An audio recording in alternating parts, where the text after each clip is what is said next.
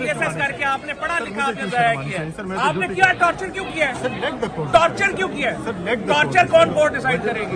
आपने टॉर्चर किया, उसके बाद आप मुलाकात नहीं करने दे रहे। मेडिकल बोर्ड बनेगा तो होगा, मेडिकल बोर्ड है डिसाइडेड। अभी जिस तरह से अंदर रखा गया, लेट मी बी वेरी, और हमें नहीं पता कि आप हमें एक्सेस क्यों नहीं दी जा रही, हमें एक्सेस क्यों नहीं दी जा रही।